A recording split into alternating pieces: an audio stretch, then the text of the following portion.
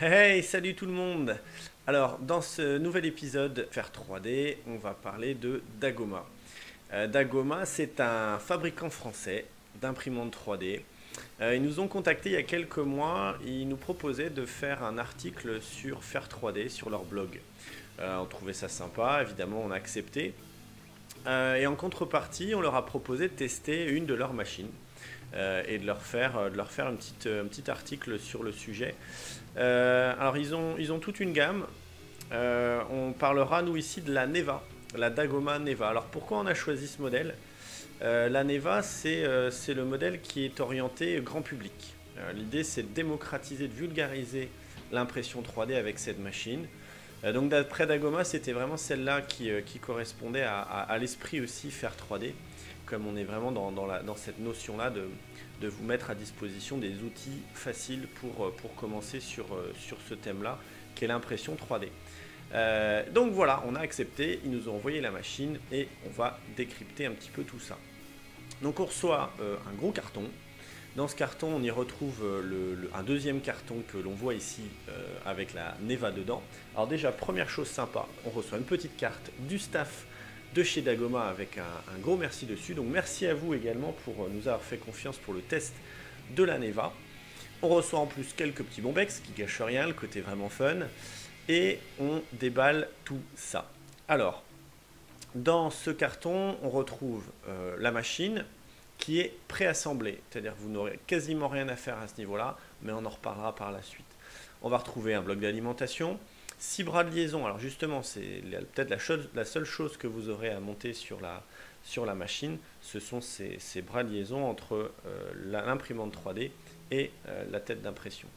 Un câble USB si vous avez envie de relier l'ordinateur directement à l'imprimante, une carte SD qui permet aussi, si vous n'avez pas fait le choix du câble, vous avez la possibilité de directement amener le travail sur la carte SD. Si vous avez un ordinateur sans lecteur de carte SD, pas de problème, ils ont pensé à tout chez Dagoma. Et oui, vous avez un adaptateur, une clé USB avec la possibilité d'y mettre la fameuse carte SD. Une petite spatule pour décrocher votre print une fois que c'est terminé. Un petit porte-clés test, c'est ce porte-clés là qui à mon avis a servi de premier print pour tester la machine. Donc ils vous la mettent avec. Quelques petits bombecs encore à l'intérieur du paquet et quelques bobines de filament. Voilà, très simple à déballer et très bien emballé. Ensuite, le montage. Le montage, il est easy, super facile. Comme je vous le disais, on a juste ces 6 petits bras qui sont magnétiques à assembler entre la tête d'impression que l'on voit ici et les bras moteurs. Donc en quelques minutes c'est fait, vraiment, c'est un jeu d'enfant. Il faut juste faire attention à la polarité. Mais une fois qu'on a fait attention à ça, et c'est très bien indiqué sur la notice, vraiment c'est très facile. Une fois que ça c'est fait, on enlève les 3 petites cales qui sont sous le plateau. Ça c'est pour le transport, pour bien garder le plateau. Voilà, on les voit, les 3 cales orange qui sont au niveau du plateau. On enlève ça et on peut lancer la première procédure de mise en route. Cette procédure-là, c'est pareil, elle est très simple. Alors, vous avez un bouton unique, le bouton magique de la Neva qui est juste en frontal ici devant. Il suffit de rester appuyé dessus, de brancher la machine et on a la mise en route qui se fait. Tout ça, c'est très bien expliqué, très facile à mettre en œuvre et c'est bon. Les caractéristiques, je ne vais pas vous faire le topo, vous regarderez, mais rapidement, on a une machine qui peut imprimer jusqu'à 100 microns. Elle accepte du filament de diamètre de 1,75 mm, principalement du PLA, même si c'est un petit peu à tester, suivant, mais bon, partez sur du PLA. La buse fait 0,4. Voilà, principalement si le diamètre d'impression, le volume d'impression pardon, est de 180 de diamètre par 200 mm de hauteur, ce qui est plutôt un volume correct pour une Delta. Alors oui, c'est une Delta. Une Delta, c'est quoi? C'est une machine qui va fonctionner sur 3 axes et c'est en fait la buse, la tête d'impression qui va se déplacer au-dessus du plateau. Le plateau ne bouge pas. L'autre chose qui est vraiment intéressante, c'est que c'est une auto-calibration justement du plateau. La tête de buse va venir, au début de chaque impression, venir palper le plateau pour bien se calibrer, se mettre de niveau. Donc ça, c'est aussi assez pratique. On a aussi cette possibilité-là de faire ce qu'ils appellent du stop and go, c'est-à-dire vous pouvez programmer la machine pour qu'elle s'arrête à une certaine couche pour changer du filament, par exemple pour changer de couleur, ce qui peut être rigolo. Voilà, ensuite on a le logiciel. Le logiciel que l'on trouve sur le site internet évidemment, en cliquant sur support, vous cliquez sur Neva et vous avez accès ici au logiciel et aux notices. Donc assez facilement vous allez télécharger le logiciel. C'est Cura by Dagoma Neva. Donc là on est sur la version 1.0.7 qui vient d'évoluer là ces derniers jours. C'est très simple, donc on voit la base de la Neva avec son volume d'impression qui apparaît en bleu ici. On a juste à soit cliquer ici sur le fichier pour ouvrir et importer un fichier, ou alors on fait un glisser-déposer d'un fichier STL. Alors oui, fichier STL c'est un petit peu comme le fichier JPEG pour l'image.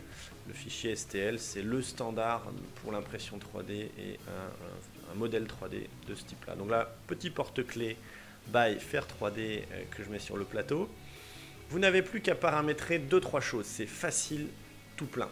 D'abord, vous commencez par le type de filament, donc celui qui est fourni avec la Dagoma, c'est du chromatique, mais vous pouvez mettre d'autres marques et choisir également autre PLA et changer par exemple la température de chauffe, mettons 215 degrés. Le niveau de remplissage, 17-33%. Ou en creux, si vous êtes en mode coque, si vous faites un vase par exemple, le mode creux peut être intéressant. L'épaisseur, la qualité, l'épaisseur de couche, 20 dixièmes, 15 dixièmes ou 10 dixièmes. Et vous avez aussi, ça c'est l'évolution, la possibilité d'intégrer du filament flexible. Et ensuite, réglage du support, si vous avez besoin de support ou non. Et finalement, l'amélioration de la surface d'impression. Alors ça c'est quoi? Ça va juste rajouter une jupe de 4 ou 6 mm je crois tout autour du print pour améliorer la surface d'adhésion. Donc vous choisissez de le mettre ou pas. Une fois que c'est fait, vous pouvez vérifier ici votre impression en ayant la visualisation des couches, des différentes couches. Et on peut ici intervenir sur le curseur pour voir les différentes couches d'impression. D'ailleurs on va voir, je vais vous montrer avec ou sans la jupe d'impression. Vous voyez, le calcul se fait. On a ici la jupe qui apparaît ici de quelques millimètres autour du print.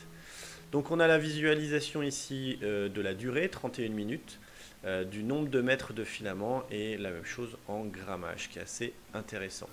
Une fois que c'est fait, alors dernière chose que vous pouvez paramétrer, c'est le changement de couleur.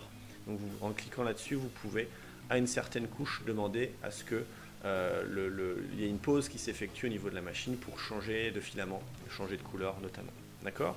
Une fois que c'est fait, vous n'avez plus qu'à cliquer sur préparer l'impression. Soit ça envoie le job directement à l'imprimante si vous avez fait le choix du câble USB, soit ça va charger les informations, le fichier G-code.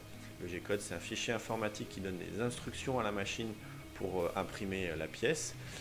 Vous appuyez là-dessus, le G-code est chargé sur la carte SD qu'il n'y a plus qu'à mettre sur la machine. Et voilà, c'est fait. Donc facile, vraiment tout plein pour paramétrer un print simplement. Ensuite, chargement du filament. Et oui, parce que sans filament, vous risquez pas d'imprimer grand chose. Il suffit sur l'extrudeur d'appuyer sur le bouton. Il y a un petit bouton de déverrouillage. Vous chargez le filament dans le tube nylon qui va aller jusqu'à la tête d'impression. Et c'est fait, voilà, tout simplement, le filament est prêt. Vous avez une petite option assez rigolote, enfin c'est pas une option d'ailleurs, vous avez la possibilité pour enlever le filament d'utiliser ce qu'ils appellent chez Dagoma le tap-tap. Voilà, c'est assez rigolo comme nom. Mais pourquoi? Parce qu'en tapant 2 fois sur le plateau, le filament va automatiquement ressortir de l'extrudeur, ce qui peut être assez pratique quand vous avez envie d'aller assez vite. Vous pouvez le faire manuellement, mais le petit tap-tap là est assez rigolo. Voilà, magique comme usage. Ben, ça y est, c'est prêt, votre imprimante Neva est prête à fonctionner. Plus qu'à appuyer sur le bouton magique. L'imprimante va, comme à chaque début de print, s'auto-calibrer et lancer le job une fois que la buse aura atteint sa température de chauffe. Voilà, après l'imprimante fait son boulot et elle imprime sa pièce comme une grande. Alors petite précision, c'est pas un plateau chauffant, c'est un plateau à température ambiante. Il est équipé d'un bulle grip d'origine qui fonctionne assez bien, qu'il faut nettoyer quand même régulièrement. Vous avez la possibilité de rajouter sur le plateau une accroche, de la colle en stick, de la laque, du scotch, le fameux scotch bleu, comme vous préférez. Ça permettra quand même d'avoir une meilleure adhésion sur la surface et d'éviter un phénomène de warping, de décollement des bords extérieurs qui peut arriver. Le résultat, ce sont des pièces d'une finition vraiment remarquable. J'ai pour la plupart du temps imprimé des petites figurines que j'ai imprimées au 2/10, mais qui étaient déjà de très bonne finition. Et pour les pièces de détail au 1/10, vraiment le résultat est bluffant. Donc là-dessus, rien à redire. Ce qu'on pourra regretter, c'est en effet peut-être un plateau chauffant qui permet d'éviter certains désagréments au niveau du décollement des pièces. Aussi, c'est le fait de ne pas pouvoir visualiser là où en est le print. Il n'a pas d'écran sur la Neva, donc on ne peut pas savoir où elle en est.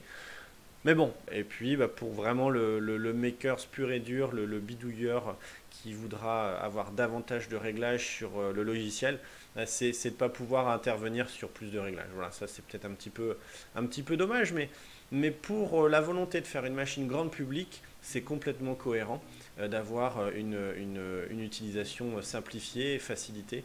Donc là-dessus, Dagoma, je dis bravo parce qu'ils ont vraiment réussi à trouver un bon compromis entre facilité d'usage et machine qui vraiment fait le boulot. Voilà, on a à peu près fait le tour. Le bilan, c'est que si vous commencez en impression 3D, vous pouvez y aller. C'est vraiment une bonne machine. Pour moins de 500 €, vous avez quelque chose qui fera le boulot. Vous avez en plus un service avec Dagoma qui est présent, aussi bien sur leur site web où vous avez ici toute une assistance directement. Alors en parlant d'assistance, moi j'ai juste eu un petit pépin avec, c'est que la buse s'est chauffée à un moment donné. J'ai dû partir faire autre chose pendant le print et assez vite la buse s'est bouchée. Le filament a continué à se déverser tout autour de la buse, donc c'était gavé de PLA. J'ai trouvé sur le site un code de chauffe qu'il suffit d'intégrer dans la carte SD.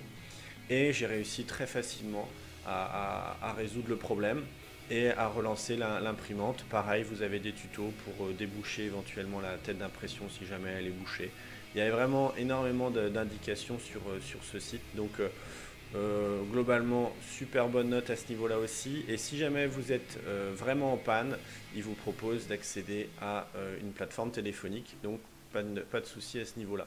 Donc très bonne machine plug and play, très facile d'utilisation. Donc voilà, en première machine, je vous la conseille. Si vous êtes un bidouilleur ou un bricoleur plus ou un makers comme moi, ça peut le faire.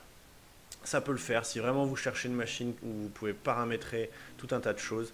Passez votre chemin, ça ne sera pas forcément la bonne. Mais en tout cas, merci Dagoma pour le test de cette machine. Vraiment très concluante. Voilà pour cet épisode. N'hésitez pas, un pouce levé. N'hésitez pas à vous abonner pour recevoir les prochaines vidéos de la chaîne Faire 3D. D'ici là, portez-vous bien et ciao, ciao, ciao!